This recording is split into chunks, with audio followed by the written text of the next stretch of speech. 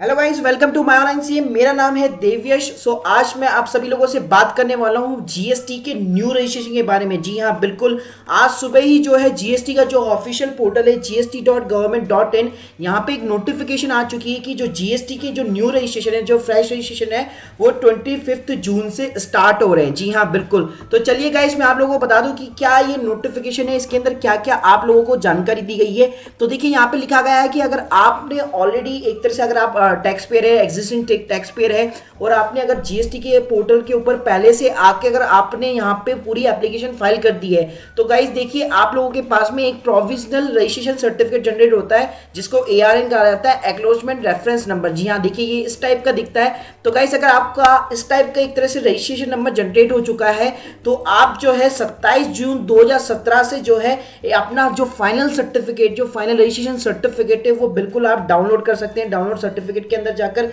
और सेकंड चीज ये है गाइस, अगर मान लीजिए अगर आप टैक्स पेयर है और लेट सपोज अगर आपने सारी जो डिटेल जहां पे सबमिशन कर रखी थी, लेकिन आपने जो यहाँ पे वेरीफाई नहीं किया है डिजिटल सिग्नेचर के थ्रू, या फिर अगर आपने आधार कार्ड से ई वेरीफाई नहीं किया है, तो गाइस यहाँ का जो आपका एआरएन नंबर है, तो आपकी ईमेल आईडी के ऊपर 27 जून के बाद सारी डिटेल्स वेरीफाई करने के बाद में आपको मेल कर दी जाएगी। अगर मान लीजिए डिटेल अगर वैलिडेट नहीं होती है, तो 27 जून के बाद में जैसे ही पोर्टल ओपन होता है, तो इसको आप जो है करेक्ट भी कर सकते हैं। तीसरी चीज गाइस यहाँ पे ये है कि जो टैक्स पेयर है जिन्होंने पार्शियली जो है कंप्लीट किया था फॉर्म, लेकिन पूरा नहीं कर पाया, और डेट जो है अभी तक जा चुकी है 15 जून जो की लास्ट डेट थी, तो गाइस आप जो है वापस पोर्टल के ऊपर लॉग इन कर सकते हैं 27 जून के बाद में, और अपनी जो एप्लीकेशन है उसको कंप्लीट करके वेरीफाई करा सकते हैं। गाइस, जो चौथी चीज है वो नए जीएसटी रजिस्ट्रेशन के बारे में, कि अगर आप मान लीजिए एग्जिस्टिंग टैक्स पेयर नहीं है, आप नया नया बिजनेस अपना स्टार्ट कर रहे हो, और अगर आपको नया नया जीएसटी रजिस्ट्रेशन चाहिए, तो इसके लिए जो है विंडो पोर्टल 25 जून 2017 से जो है बिल्कुल ओपन हो जाएगी।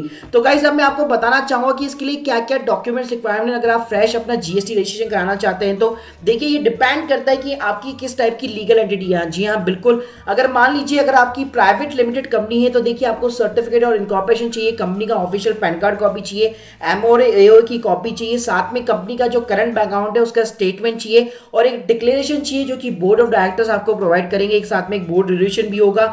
साथ में गाइस यहाँ पे डायरेक्टर के सभी के पैन कार्ड नंबर चाहिए, आधार कार्ड नंबर चाहिए, पासपोर्ट नंबर ऑप्शनल थिंग है। साथ में गाइस आपकी जहां पे भी रजिस्टर्ड हो रखी है कंपनी, वहां का इलेक्ट्रिसिटी बिल भी चाहिए। साथ में अगर वहां पे मान लीजिए वो रेंटेड प्रीमाइस है, तो यहाँ पे आपको एक नो ऑब्जेक्शन सर्टिफिकेट की भी रिक्वायरमेंट रहेगी। साथ में अगर गाइस मान लीजिए अगर रेंटेड प्रीमाइस है, तो अगर आपके पास में कॉमर्शियल रेंट एग्रीमेंट है, तो वो भी वर्क कर जाएगा। और साथ में पासपोर्ट साइज चाहिए सारे के सारे डायरेक्टर्स की। अगर गाइस मैं 1% कंपनी की बात करूं, तो सारे के सारे जो डॉक्यूमेंट मैंने आपको प्राइवेट लिमिटेड कंपनी के अंदर बताया, वही के वही सारे के सारे डॉक्यूमेंट आपको 1% कंपनी के अंदर भी रिक्वायरमेंट है। अगर मैं एलएलपी की बात करूं, तो गाइस सेम थिंग यहाँ पे भी है कि जो प्राइवेट लिमिटेड और ओपीसी के ऊपर डिपेंड करता है, वही एलएलपी के अंदर भी सेम ही डॉक्यूमेंट्स आपको रिक्वायरमेंट रहती है। अगर मैं पार्टनरशिप की बात करूं, तो थोड़ा सा यहाँ पे डिफरेंट हो जाता है गाइस आप लोगों के लिए। यहाँ पे आपको चाहिए सर्टिफिकेट ऑफ द रजिस्ट्रेशन। अगर मान लीजिए आपने अपनी पार्टनरशिप जो फॉर्म है, अगर रजिस्टर्ड ऑफ फॉर्म के साथ में रजिस्टर कराई हुई है, जो कि एक ऑप्शनल चीज होती है। अगर मान लीजिए अगर आपके पास में फॉर्म का पैन कार्ड है, जो कि पार्टनरशिप के अंदर बनता ही आपकी फॉर्म के नाम पे, तो वो आपको रिक्वायरमेंट है। साथ में आपको पार्टनरशिप की डीड चाहिए, और कंपनी का जो आपने ऑलरेडी करंट अकाउंट खुलवा रखा है अपनी पार्टनरशिप फर्म के नाम पे, तो उसका पूरा का पूरा स्टेटमेंट कॉपी चाहिए। साथ में डिक्लेरेशन चाहिए होगा, पार्टनर के पर्सनल पैन कार्ड कॉपी चाहिए होगी, आधार कार्ड नंबर चाहिए होगा, और पासपोर्ट हो गया। इसके साथ में इलेक्ट्रिसिटी बिल की कॉपी हो गई, जहां पे आपकी फर्म ऑलरेडी रजिस्टर्ड है, एनओसी हो गई लैंडलॉर्ड के थ्रू, कॉमर्शियल रेंट एग्रीमेंट, और पासपोर्ट साइज फोटोग्राफ्स हो गए। अगर गाइस मैं लास्ट में सोल प्रोप्राइटरशिप फर्म की बात करूं, जो कि मैक्सिमम सभी लोगों के पास में मोस्टली होती है, तो गाइस देखिए यहाँ पे आपकी पर्सनल पैन कार्ड कॉपी काम करेगी। लेकिन यहाँ पे ये चीज आना बहुत ज्यादा जरूरी होता है कि यहाँ पे आपके पास में कोई ना कोई एटलीस्ट रजिस्ट्रेशन सर्टिफिकेट होना चाहिए, जैसे एमएसएमई हो गया, शॉप लाइसेंस हो गया, आपका एग्जिस्टिंग सर्विस एक सर्टिफिकेट हो गया, एग्जिस्टिंग आपका वैट या सीएसटी नंबर हो गया, या टिन नंबर हो गया। तो गाइस देखिए, जो लोग जानना चाहते हैं कि यार ऑलरेडी मतलब जिनकी पहले से फर्म रजिस्टर्ड थी, उनके पास में तो already service tax certificate VAT CST होगा।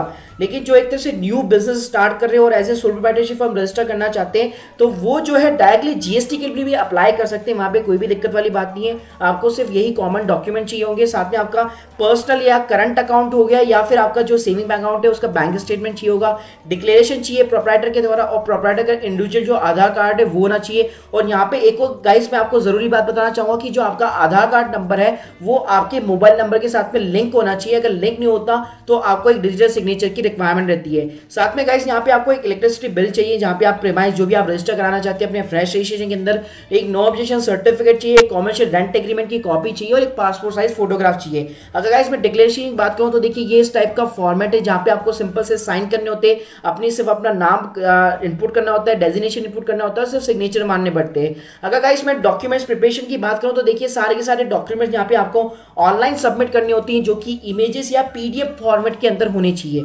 तो मान लीजिए अगर आपके पास में प्रॉपर स्कैनर नहीं है तो आप Android app CamScanner download कर सकते हैं। उसके अलावा भी आप कोई भी फोन यूज करते हैं, स्मार्टफोन के अंदर आजकल कई सारी ऐप आती है जो आपको इजीली स्कैनिंग की सुविधा प्रोवाइड करती है।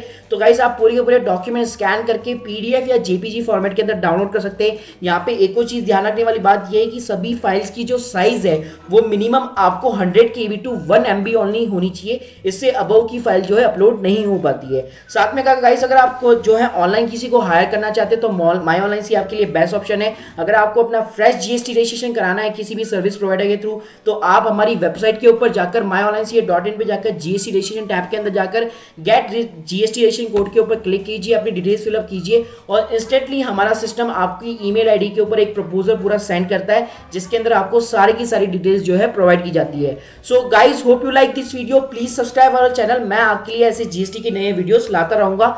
Thank you very much.